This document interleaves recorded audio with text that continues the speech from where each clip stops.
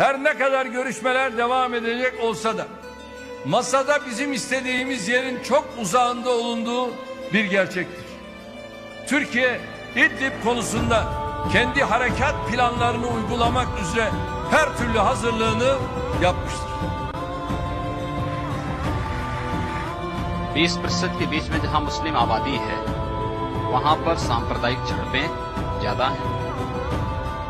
जहां पर 20% से लेकर के 35 से 40% तक मुस्लिम आबादी है वहां सांप्रदायिक भीषण दंगे हैं। जहां 35 से 40% से ऊपर मुस्लिम आबादी है।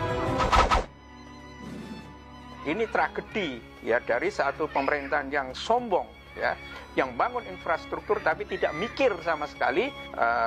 Partai BJP yang ekstrim ini yang kemudian juga melakukan persekusi, penindasan, pembunuhan terhadap umat Islam ini pada kenyataannya justru membuat India itu morat-marit.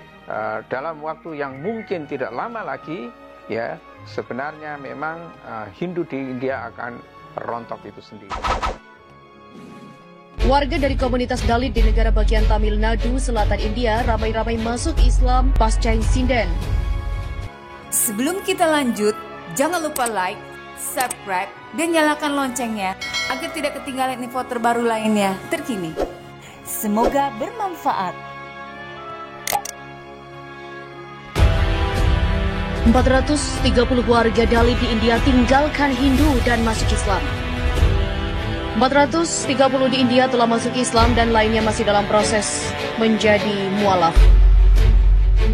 Warga dari komunitas Dalit di negara bagian Tamil Nadu, selatan India, ramai-ramai masuk Islam pasca insiden tragis di Metupalayam, Coimbatore. Setidaknya hampir 3.000 orang dari komunitas Dalit menyatakan mereka akan masuk Islam.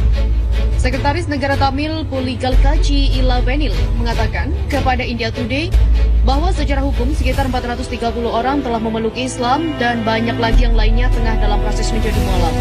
Perpindahan keyakinan itu disebutkan tidak lepas dari langkah mereka dalam memproses peristiwa runtuhnya dinding kasta yang menewaskan 17 orang. Tembok itu roboh di deretan rumah-rumah Dalit di Nadur pada 2 Desember 2019 lalu, setelah hujan lebat yang melanda Metupalayam dan daerah sekitarnya. Peristiwa ini menjadi titik puncak banyak Dalit di wilayah itu yang mengklaim mereka telah didiskriminasi. Ilavenil sendiri telah masuk Islam. Ia mengatakan mereka memutuskan untuk meninggalkan Hindu sesuai dengan apa yang dikatakan Ambedkar. Menurutnya, ia harus kehilangan identitasnya dan menyingkirkan pernyataan kasta seperti Palar, Parayar, Sakriyar. Dia dapat hidup dengan harga diri hanya ketika dia melepaskan identitas berbasis pemeran ini saat mengikuti Hindu karena kasta mereka, bahkan mereka tidak diperlakukan seperti manusia. Demikian dikatakan Ilavenil dilansir di India News. Muhammad Abu Bakar misalnya, yang awalnya dikenal sebagai Marx, masuk Islam begitu setelah peristiwa 2 Desember. Pihaknya masuk Islam semua karena ketidakadilan kasta yang berlaku dan tidak tersentuh. Misalnya setiap Dalit yang kurang mampu tidak bisa masuk ke kuil Mariaman atau Dewi Durga. Toko-toko teh memiliki diskriminasi di sini dan mereka tidak bisa duduk dengan orang lain secara setara di bus pemerintah. Begitulah kata Muhammad, sedangkan anak muda lain bernama Syarat Kumar masuk Islam dan kemudian mengubah namanya menjadi Abdullah. Ia mengatakan ketika 17 warga Dalit meninggal karena insiden tembok runtuh, tidak ada umat Hindu yang menyuarakan mereka. Namun, hanya Muslim yang menyuarakan dan berdiri bersama mereka untuk melakukan protes. Di mana Arjun Sampat yang mengatakan bahwa dia akan menyuarakan orang-orang Hindu yang dianiaya. Saudara-saudara Muslim mengundang mereka ke rumah-rumahnya dan orang-orang Hindu tidak pernah memanggil mereka. Apakah membuat kuil untuk umum dan mereka juga bisa memasuki masjid dimanapun. Kelima masjid setelah menjadi mualaf dan dia menyembah dewa di sana dengan semua tingkatan orang, tetapi tidak diizinkan untuk masuk di kuil tertentu. Sementara itu di daerah-daerah seperti Coimbatore di mana masuk Islam secara massal ini sedang berlangsung, ada beberapa kasus diskriminasi yang dilaporkan mulai dari masuk ke kuil-kuil hingga diskriminasi di tanah pemakaman. Diskriminasi terhadap kaum Dalit di toko-toko teh dan ruang publik, mereka masih dipanggil dengan nama kasta mereka. Meskipun banyak terutama generasi muda yang menentang ini, sebagian besar anak-anak muda kerap berbicara tentang keluhan mereka kepada pemerintah, namun suara mereka tidak didengar. Karena itulah mereka lebih memilih memperjuangkan harga diri dengan cara memeluk Islam. Abdullah misalnya mengembangkan sentimen dari banyak warga yang memeluk Islam. Ketika mereka akan memanggil orang Hindu tetapi membeda-bedakan dengan kasta. Dan mereka memanggil Hindu tetapi tidak menerimanya sebagai satu. Begitulah dikatakan Abdullah. Dalam waktu yang mungkin tidak lama lagi, ya sebenarnya memang Hindu di India akan rontok itu sendiri. Seperti seekor sapi bisa menjadi dewa itu, dan hari ini banyak disembah di kalangan para penganut agama Hindu, terutama yang saya maksudkan adalah Hindu-Hindu ekstrim itu. Semuanya orang Hindu memeluk agama Islam, konvertnya ke agama Islam. Tidak ada yang ke Kristen, tidak ada yang ke Buddha. Kenapa? Saat ini memang India ya diguncangkan oleh kekuatan yang lahir dari Zakir Naik beserta murid-muridnya ini. Kita berharap bahwa ketakutan dari orang-orang Hindu ekstrim bahwa tahun 2030 nanti tidak akan ada lagi pemerintahan Hindu benar-benar terlaksana. Ya, sebuah bank di India kena ras, di mana saat ini masyarakat yang ada di India berbondong-bondong untuk menarik rupiahnya, dan hanya dibatasi sekitar 50.000 rupiah per akun atau per rekening. Ini adalah berita hari ini, ya, hari Jumat ini, yang mungkin belum banyak beredar di Indonesia, tetapi sudah dirilis oleh India Today hari ini.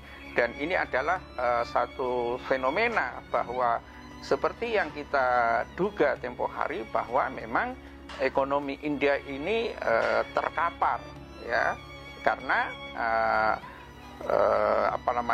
overestimate-nya dan overconfident-nya pemerintahan yang dimiliki oleh Modi untuk menyiapkan infrastruktur yang tinggi, ya, dan pada gilirannya memang cash yang ada di negara itu kemungkinan mengalami default, ya. Ini saya kira pelajaran yang sangat penting bagi semua negara, ya, yang memang tidak memiliki cadangan devisa memadai, apalagi dalam bentuk dolar, ya. Sekarang India sudah mengalami ras, ya, karena memang kelangkaan dari keuangan itu, ya, sebagian dipakai untuk melakukan pembangunan infrastruktur untuk menangkap kemungkinan proyek-proyek baru, karena kita tahu bahwa di masa periode pertama Narendra Modi yang memimpin BJP ini, memang pertumbuhan ekonomi India itu mencapai 8% itu. Akan tetapi, dan itulah yang membuat kenapa saat ini Narendra Modi dalam pemilihan yang kedua itu mendapatkan kepercayaan publik yang lebih luas itu. Dan itu membuat Narendra Modi mengalami overconfident, sehingga menerapkan kebijakan-kebijakan baru yang lebih strict terhadap umat Islam. Jadi ketika Modi sudah mendapatkan kepercayaan publik cukup luas, kemudian juga tidak butuh lagi oposisi, ya, mereka dengan semena-mena mencoba untuk mendiskreditkan umat Islam dengan meloloskan apa yang disebut dengan Citizenship Amendment Act itu, ya, melalui parlemen, ya, karena mayoritas yang cukup besar di BJP, dan sudah diketuk oleh Mahkamah Agung mereka itu. Tetapi perkembangan saat ini, ya, ini adalah perkembangan yang memilukan, dan kemungkinan kerusuhan yang terjadi di India itu akan berkembang, ya, secara meluas, karena orang akan banyak jatuh miskin, ya, tidak jelas nasibnya, dan akan berbuat apa, karena memang ekonomi India betul-betul berhenti sama sekali. Ya, ini tragedi, ya, dari satu pemerintahan yang sombong, ya, yang bangun infrastruktur tapi tidak mikir sama sekali untuk memberikan rencana kontingensi, ya. Apalagi saat ini India juga sudah mulai terkena oleh wabah yang mematikan itu. Betul-betul ini adalah tragedi, ya, dan kemungkinan konflik ini, ya, bukan hanya antara Hindu ekstrim ini dengan Islam, tetapi India juga akan menjadi pemerintahan BJP juga akan menjadi tumpahan kemarahan dari partai oposisi itu, ya. Partai oposisi seperti Kongres yang cukup erat hubungannya dengan dengan umat Islam mengecam Narendra Modi karena pemerintahan Modi ini justru menambah masalah baru yang sesungguhnya tidak perlu bagi India itu sendiri. Ya, dengan adanya undang-undang seperti itu sebetulnya adalah memecah keutuhan dan soliditas sosial yang ada di India, ya, dan itu membuat semua orang atau para investor itu akan enggan untuk masuk ke India. Nah, hari ini sudah diumumkan atau bahkan hari Kamis kemarin sudah mulai terjadi ras. Dan hari ini sudah dinyatakan bahwa terjadi krisis keuangan yang ada di India, maka ini adalah bencana yang mematikan bagi Hindu-Hindu ekstrim itu. Kita berharap bahwa ketakutan dari orang-orang Hindu ekstrim bahwa tahun 2030 nanti tidak akan ada lagi pemerintahan Hindu benar-benar terlaksana. Billahi taufiq wal hidayah. Assalamualaikum warahmatullahi wabarakatuh.